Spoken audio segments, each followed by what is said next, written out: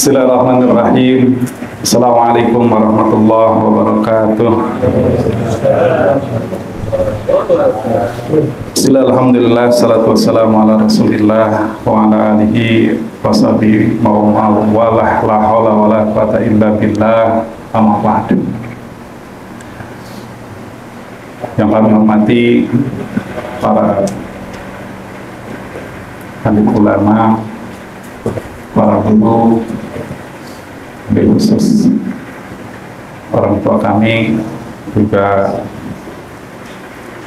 Ketua Masjid Jami Darul Arqam Mukarram Ki Haji Ahmad Margini, juga para pengurus DKM, khusus sahabat saya Bapak Mansur, juga para senior, bapak-bapak, jamaah sekalian yang dirahmati Allah. Alhamdulillah, bersyukur kita kepada Allah yang telah memberikan berbagai karunia nikmat kepada kita semua. Nikmat sehat, umur panjang, dan yang paling utama sekali kadar iman dan Islam. Sehingga dengan nikmat ini kita dapat kembali melaksanakan aktivitas hari ini. Dari mulai pagi tadi sampai saat ini, salah satunya adalah mengikuti taklim mingguan. Harapan kita semua mudah-mudahan seluruh rangkaian aktivitas amal ibadah kita senantiasa diterima dan mendapatkan ridho berkah dari Allah Subhanahu wa Ta'ala. Nggak kelihatan tadi ada Pak Haji Nasril, mohon maaf. Nggak kelihatan. Insyaallah mudah-mudahan senantiasa Allah berikan kemuliaan. Salawat dan salam kita haturkan kepada uswah dan qudwah kita, Nabi besar kita Nabi Muhammad SAW, beserta keluarganya, sahabatnya, juga mudah-mudahan kita semua yang hadir pada malam hari ini insya Allah termasuk umat yang mendapatkan syafaatnya kelak di akhir, amin ya rabbal alamin. Jamaah sekalian yang dirahmati Allah, kita awali dengan sama-sama baca suratul Fatihah. Kita mohonkan kepada Allah, pertama mendoakan kedua orang tua kita, guru-guru kita, dan juga para pendiri dan pengurus Masjid Jami Darul Arqam, baik yang masih ada maupun yang sudah mendahului kita. Bagi yang sudah mendahului kita, semoga Allah ampuni segala kehilapan dan dosanya, Allah lapangkan kuburnya, dan Allah tempatkan di tempat yang mulia, yaitu Raudhah min Riyadil Jannah. Bagi orang tua kita, guru-guru kita yang masih bersama kita, semoga Allah panjangkan usianya dalam ketaatan kepada Allah, Allah mudahkan segala urusannya, Allah lancarkan usahanya, Allah berikan keberkahan dalam kehidupannya, dan semoga di penghujung hayatnya husnul khatimah. Bagi orang tua kita, barangkali guru-guru kita atau jamaah yang sedang sakit, khususnya Bapak Mansur lagi meriang katanya. Mudah-mudahan Allah angkat penyakitnya dan Allah sembuhkan sebagaimana biasa, sehingga dapat melaksanakan aktivitas amaliyah ibadah dengan baik dan tentunya dengan penuh kesenangan dan keikhlasan. Al-hadihin ya walikul niyatin sholihah ila dzati Nabi al-Fatihah. A'udzu billahi minasyaitonir rajim. Bismillahirrahmanirrahim. Alhamdulillahirabbil alamin arrahmanir rahim maliki yaumiddin. Iyyaka na'budu wa iyyaka nasta'in ihdinas siratal mustaqim. Siratal ladzina an'amta 'alaihim ghairil maghdubi 'alaihim waladdallin. Amin. Terima kasih jamaah sekalian yang dirahmati Allah. Dalam kesempatan malam hari ini saya menyampaikan 3 simpanan terbaik atau bekal terbaik untuk hidup kita di dunia ini. Dan salah satu yang kita sadari sebagai seorang muslim adalah adanya hari esok yang abadi, yaitu kehidupan akhirat. setiap kita tentu menginginkan kebahagiaan dalam kehidupan akhirat itu. Karenanya ada selalu kita panjatkan doa kita, selalu kita panjatkan kalau setelah salat itu, Rabbana atina fid dunya hasanah wa fil akhirati hasanah. Ya Allah, ya Tuhan kami, berilah kebahagiaan dunia dan juga kebahagiaan di akhirat, dan bentengilah kami dari api neraka. Rasulullah SAW menyebutkan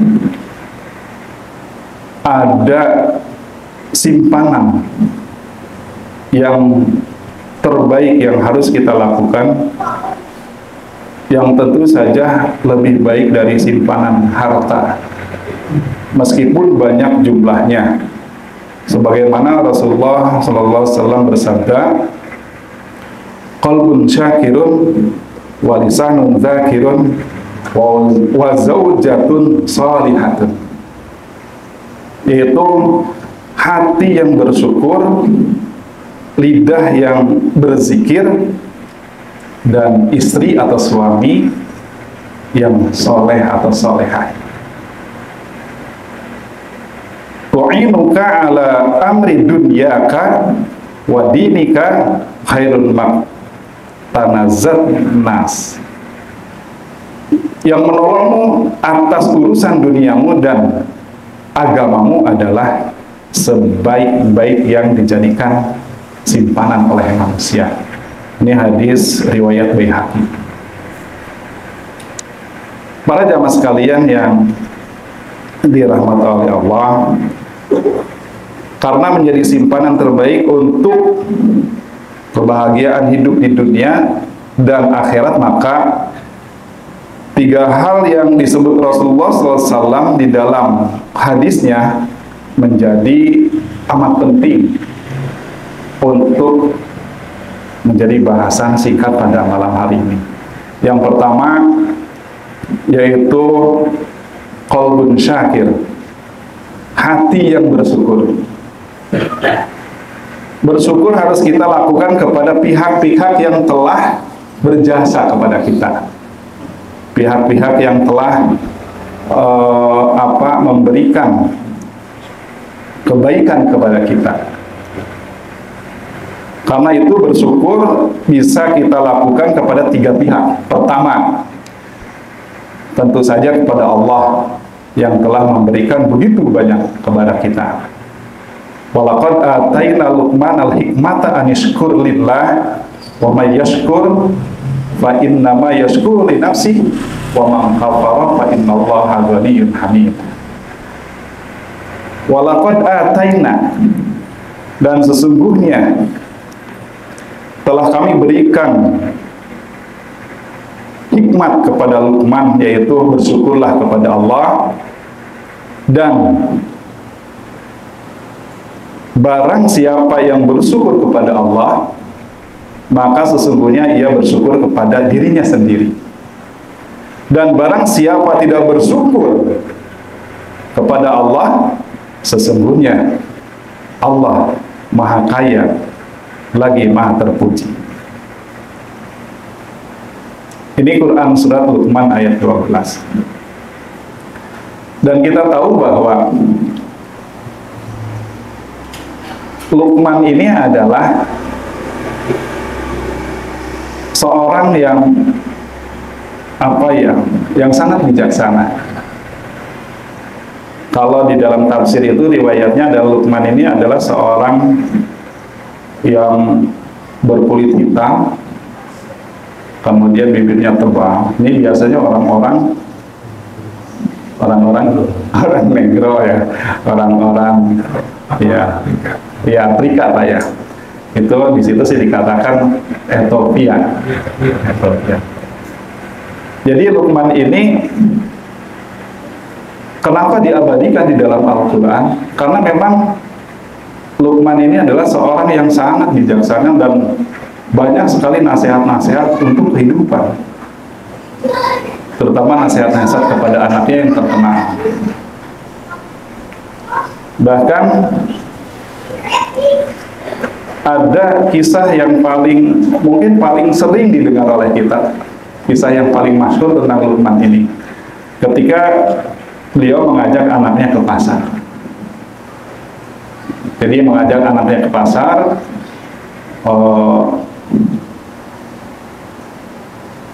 anaknya menunggang keledai gitu ya. Kemudian keledainya dituntun sama Luqman. Banyak orang mengejek, ini gimana sih? Ada anak kok nggak hormat sama orang tuanya. Anaknya enak nunggang di atas, sementara orang tuanya berjalan. Nuntut. Terdengar oleh Luqman. Maka Luqman pun memberikan isyarat kepada anaknya untuk turun, dan Luqman yang naik. Kan gantian, Luqman yang di atas, anaknya yang nuntut. Apa? Ternyata masih ada yang ngejek juga, yang mencela. Itu gimana itu orang tua? Orang tua yang tahu diri, ya. Sementara anaknya suruh jalan, dianya sendiri di atas. Kemudian mendengar itu, Luqman pun turun, ya, turun. Kemudian anaknya naik, ikut naik juga berdua.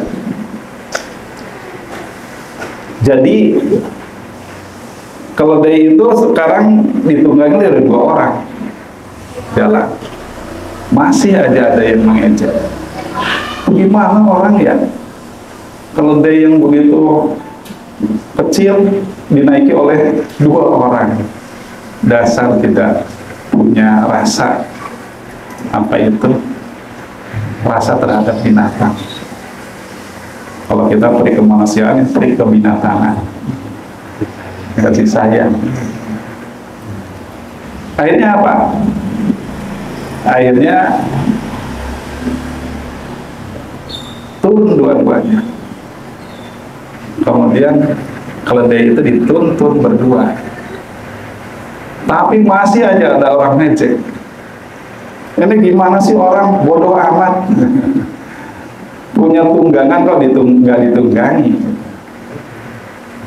Nah, jadi Luqman itu terus aja sambil memberikan nasihat kepada anaknya. Wahai anakku, inilah kehidupan. Bahwa selalu dalam kehidupan ini ada aja yang mengejek. Oleh karena itu tetaplah berpegang teguh kepada Allah Subhanahu wa Ta'ala. Oleh karena itu Luqman ini bijaksana, makanya diabadikan di dalam Al-Quran surah Luqman. Karena terkenal dengan nasihat-nasihatnya. Nasihatnya itu yang terkenal adalah bersyukur kepada Allah. Kemudian hendaknya kamu berbakti kepada kedua orang tua. Dirikan sholat. Kemudian jangan berlaku sombong di atas muka bumi ini. Kemudian juga banyak sekali yang diberikan atau nasihat yang disampaikan oleh Luqman dalam Al-Quran. Para jamaah sekalian yang dirahmati Allah, kemudian yang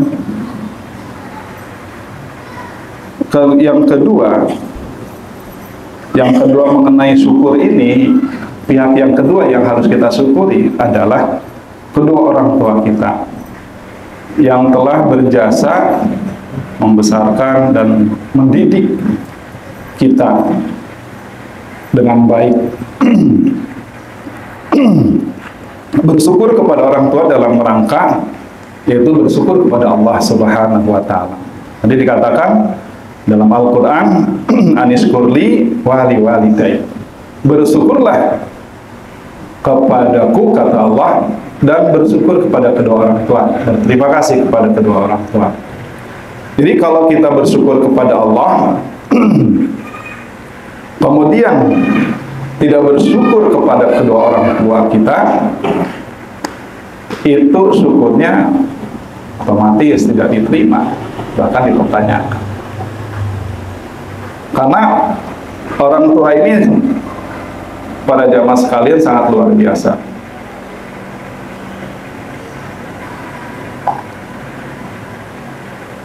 Di dalam Al-Quran juga di sana dikatakan bahwa waqadha rabbuka alla ta'budu illa iyyahu wa bil walidayni ihsana. Dan hendaklah kamu menyembah Allah dan bersyukur kepada kedua orang tua. Tuh. Jadi penempatannya itu Allah kemudian orang tua. Jadi nomor dua gitu ya. Allah tentunya dengan Rasulnya dan orang tua. Jadi bagi kita yang masih ada orang tua, itu dengan apa ya, syukur kita itu dengan merawat, membahagiakannya, kemudian dia menjaga. Karena orang tua kita itu, yang namanya orang tua itu fisiknya mulai melemah. Dari mulai kita menyadari dan kita tahu bahwa perkembangan manusia itu seperti itu. Dari mulai bayi, anak-anak, kemudian remaja, dewasa, manula, fisiknya mulai berkurang. Nah, dalam fisiknya berkurang inilah kesempatan kita untuk merawat orang tua sebagai rasa syukur kita kepada Allah, ya, kepada Allah. Cuman ya kita juga harus menyadari bahwa merawat orang tua itu harus ekstra sabar, karena disitulah ladang pahala kita, ya.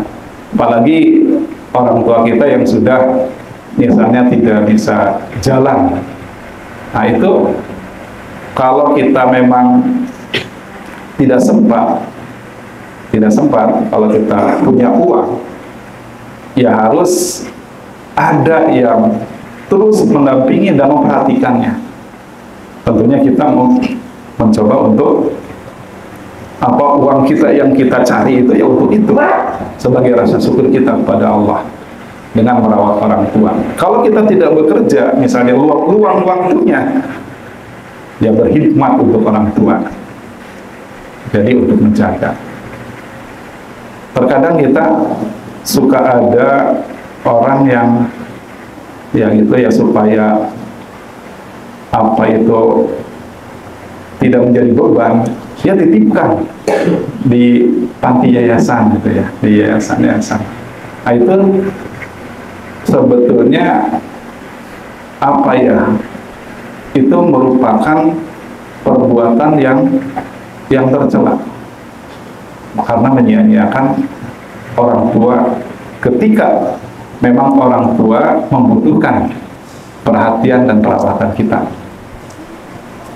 Kalau kita merawat dan memperhatikan orang tua kita yang sedang sakit, yang memerlukan perhatian, itu belum tentu bisa membalas jasa baiknya orang tua kita. Anak kita dirawat dari kecil, dari mulai kecil itu dari 0 sampai 5 tahun sampai bahkan remaja berapa tahun saja, 17 tahun, 20 tahun. Kita baru 3 bulan aja sudah mengeluh gitu. Ya bukan kita, saya pribadi misalnya kadang-kadang mengeluh, tapi keluhan itu coba jangan sampai terdengar orang tua sehingga orang tua menyakitkan. Nah itulah kalau orang tua sudah tersakiti hatinya, itu dikhawatirkan doa akan keluar tidak baik. Oleh karena itu para jamaah sekalian, bagi yang masih punya orang tua, itu ada bersama kita, itulah ladang pahala kita. Itu dengan cara memperhatikan dan merawat, membahagiakan orang tua kita. Karena apa? Karena kalau kita Kalau kita perhatian dan merawat orang tua kita, maka di belakang anak-anak kita gantian akan memperhatikan dan merawat kita. Ya. Biru abaakum tabiru abnaakum. Berbuat baiklah kamu kepada kedua orang tuamu, niscaya anak-anakmu kelak akan berbuat baik kepada kita. Oleh karena itu, subhanallah, orang tua kita yang masih ada adalah merupakan satu wasilah mendapatkannya keridhaan Allah Subhanahu wa Ta'ala. Ridallahu fi ridal walidain wa suhtullahu fi suhtil walidain. Ridho Allah itu tergantung kepada ridhonya orang tua kita, dan murkanya Allah pun tergantung kepada murkanya kedua orang tua kita. Oleh karena itu, bersyukur atau berterima kasih kepada orang tua adalah bahwa kita syukur kepada Allah Subhanahu wa Ta'ala. Ma'asyiral muslimin rahimakumullah. Itu kedua, bersyukur kepada kedua orang tua. Dan ketiga juga adalah mewujudkan syukur kita kepada manusia, sebagai tanda terima kasih atas kebaikan mereka. Kadang-kadang mereka merendah hati dengan mengatakan, jangan berterima kasih kepada saya, tapi berterima kasihlah kepada Allah. Itu hanya merendah saja, tapi tetap kita harus punya rasa terima kasih dengan mengucapkan terima kasih ketika orang lain berbuat kepada kita, ketika orang lain memberikan bantuan kepada kita, maka rasa syukur kita adalah berterima kasih. Berarti kita terima kasihnya kepada orang yang telah membantu kita termasuk tanda syukur kita pada Allah Subhanahu wa Ta'ala. Karena ada la yashkurullah ma la yashkurin nas. Tidak dikatakan bersyukur kepada Allah kalau tidak berterima kasih kepada orang lain yang telah membantu kita. Kadang-kadang para jamaah sekalian, ada orang yang susah banget itu mengucapkan terima kasih. Ada, ya, padahal sudah dibantu, ditolong, tapi rasa untuk mengucapkan terima kasih itu keluar. Karena itu juga termasuk akhlak. Ya, terima kasih, mohon maaf, terima kasih. Itulah tanda dari syukur kita kepada Allah Subhanahu wa Ta'ala. Para jamaah sekalian yang dirahmati Allah, itulah simpanan kita yang pertama adalah selalu hati itu bersyukur kepada Allah. Kalau kita selalu bersyukur kepada Allah, itu akan mendatangkan rezeki yang lebih banyak lagi. Dan dengan rezeki yang banyak ini, kita bisa memanfaatkan rezeki ini atau mentasarufkan, membelanjakan rezeki ini di jalan Allah dengan lebih banyak lagi. Terus bersyukur, dan Allah tambahkan. Jamaah sekalian yang dirahmati Allah, kemudian simpanan terbaik kedua bagi kita adalah lisanun zakir, yaitu lidah yang berzikir. Nah, ini lidah yang selalu basah dengan zikir kepada Allah. Salah satu bentuk zikir adalah dengan lisan, yakni menyebut Allah dalam berbagai keadaan. Misalnya dalam keadaan mendapatkan nikmat, kita berzikir dengan menyebut Alhamdulillahirabbil alamin. Selalu yang keluar itu zikir. Maka kita akan mendapatkan ketenangan.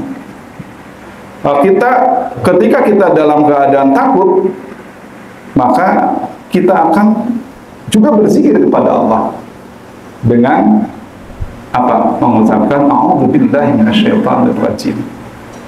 Itu berlindung kepada Allah,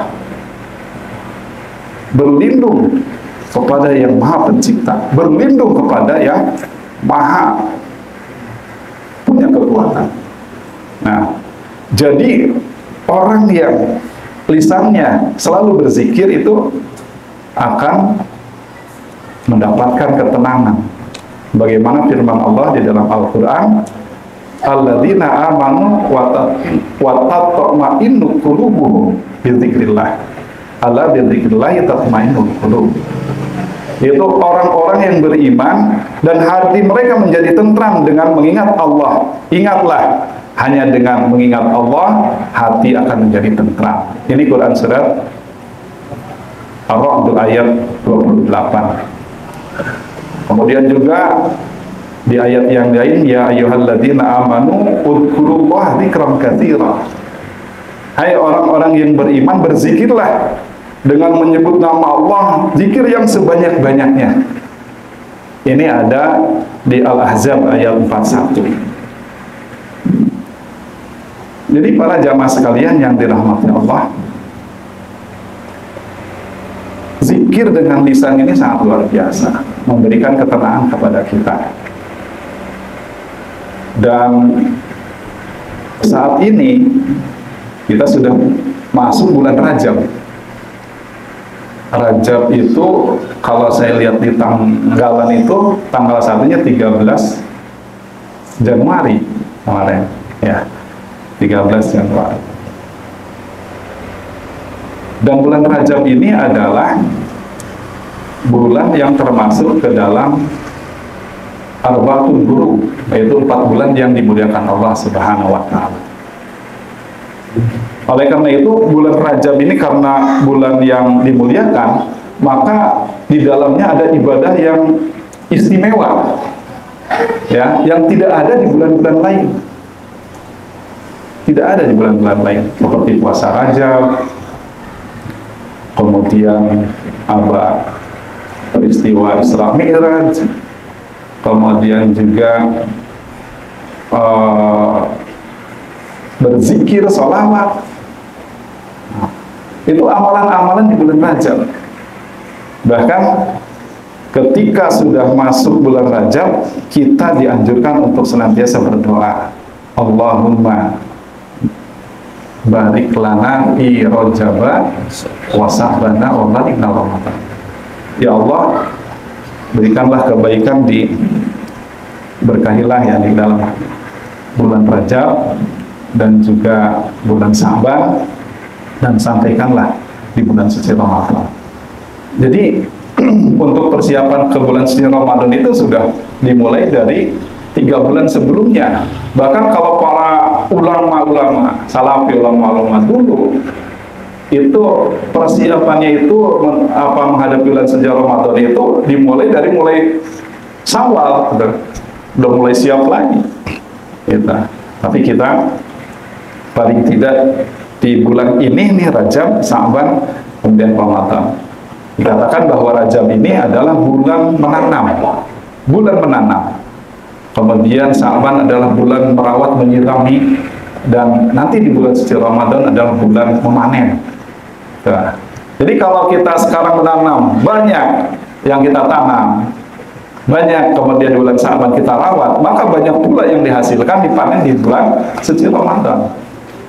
Oleh karena itu di bulan Rajab itu sangat luar biasa, banyak amalan-amalan khusus yang yang diamalkan gitu ya, yang sangat luar biasa pahalanya, dan pahalanya dilipat gandakan, tidak seperti di bulan lain. Kalau mungkin di luar bulan mulia, ya, itu pahala itu dilipat gandakan.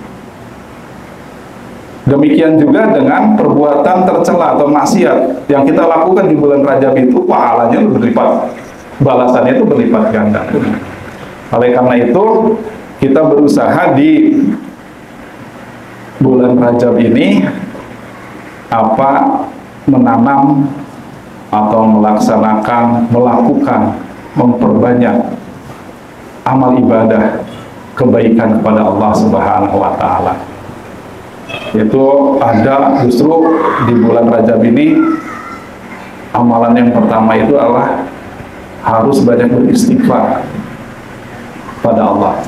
Maka dianjurkan sebulan penuh Rajab ini beristighfar, Rabbighfirli warhamni wa tub alayya. Rabbighfirli warhamni wa tub alayya. Paling tidak 70 kali lah sehari, terus sampai di akhir bulan Rajab. Rabbighfirli Rabbighfirli warhamni wa tub alayya. Nah, itu amalan istighfar di bulan Rajab. Bahkan ada yang spesial lagi, selain itu juga ada tasbih, ya, yang di hari pertama sampai hari 10. Subhanallahil hayyul qayyum. Subhanallahil hayyul qayyum. Itu di hari pertama sampai hari ke-10 pertama. Kemudian di 10 kedua, Subhanallahil ahadis samad. Subhanallahil ahadis samad. Itu 10 yang kedua, ya, dari tanggal 11 sampai 20 Rajab. Kemudian tasbih yang ketiga juga Subhanallahil raufur rahim. Subhanallahir raufur rahim. Itu tasbih yang untuk 10 hari ketiga. Jadi para jamaah sekalian, di bulan Rajab ini sangat banyak sekali amalan-amalan yang pahalanya berlipat ganda, fadilah dan keutamaan yang sangat luar biasa. Oleh karena itu, mumpung masih kita punya kesempatan, kita menanam di bulan Rajab ini, kemudian nanti dirawat di bulan Sya'ban, baru menuai nanti di bulan Ramadan. Para jamaah sekalian yang dirahmati Allah, itu simpenan yang kedua, yaitu lisanun zakir. Kemudian yang simpanan terbaik yang ketiga adalah tadi memiliki pasangan hidup yang soleh atau solehah, ya, yaitu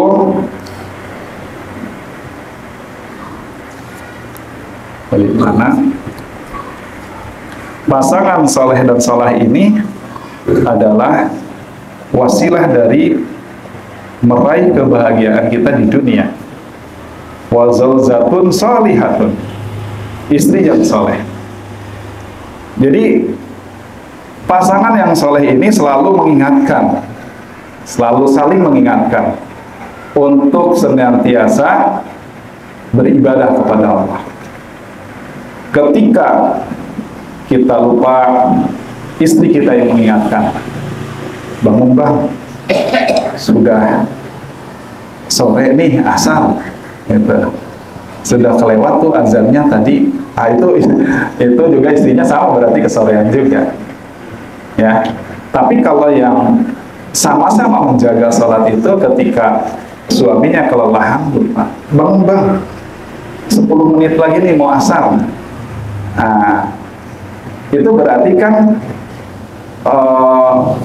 menjaga agar suaminya tidak ketinggalan berjamaah, karena berjamaahnya sangat luar biasa. Jadi saling mengingatkan. Ketika istrinya juga kesiangan, bangun nih, ini udah hampir jam berapa ini, bangun, sudah mau jam 4. Biasanya setengah 4 itu sudah bangun, ya, karena waktu sebelumnya itu subuh itu jam 4:05 gitu. Sekarang sudah hampir setengah 5. Jadi jam 4 itu spare waktunya masih masih panjang, bisa melaksanakan sholat tahajud, sholat hajat, dan ditutup dengan witir. Itulah fungsi daripada mempunyai pasangan yang solehah kalau kita di sini. Jadi ada yang mendoakan, ya sering mendoakan, sering didoakan sama istri sangat luar biasa. Banyak yang mendoakan sangat luar biasa. Artinya istrinya banyak berarti. Boleh kalau laki-laki sih, ya boleh. Asal berani aja, ya. Karena memang ada anjurannya, ada Al-Qur'annya. Asal adil, ya. Karena apa ya? Namanya laki-laki itu kalau punya harta berlebih itu mubazir kalau kita tidak berbagi dengan orang yang juga apa ya, yang membuka untuk berbagi rezeki, asalkan tadi istrinya menerima. Yang susah kan apa? Yang susah kan menerima istri ya. Susah. Jangan-jangan bapak juga masih. Jangan bapak saya juga siap untuk. Ya, itu. Jadi sekarang sih apa ya? Kadang-kadang, bukan kadang-kadang, memang semua jarang gitu ya. Istri itu mempersilahkan atau mengizinkan suaminya nikah lagi, apalagi kalau ekonominya pas-pasan, ya. Cari istri yang soleh. Iya. Kalau kadang gini, kadang ada ya. Misalnya kalau udah, kalau banyak teman-teman gitu. Jadi terlanjur ya kan ada yang nikah minta izin, ada juga yang minta maaf gitu ya. Minta maafnya setelah nikah tadi baru diizinin. Yang terpenting adalah para jamaah sekalian, itu kita memilih istri yang betul-betul mendukung kita untuk beribadah kepada Allah. Karena ya tujuannya kita itu satu, hidup itu adalah beribadah kepada Allah. Jadi alangkah bahagianya bagi para jamaah sekalian yang mempunyai istri yang salehah. Ya, insya Allah ini semuanya salehah. Ya. Karena bapak-bapak ada di sini, gitu. Istri di rumah tahu, oh iya, suami saya sedang taklim malam hari ini. Semoga apa itu Allah berikan keberkahan. Ya. Para jamaah sekalian yang dirahmati Allah, itulah tiga simpanan yang terbaik yang harus kita miliki.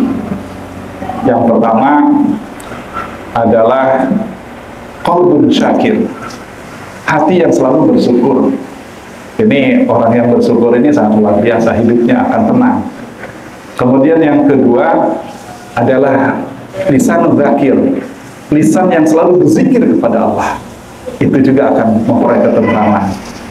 Dan yang ketiga, zaujatun shalihatun, yaitu pasangan yang soleh dan soleh. Ini pun yang akan memberikan wasilah bahagia di dunia dan juga bahagia di akhirat. Ini saja barangkali yang dapat kami sampaikan.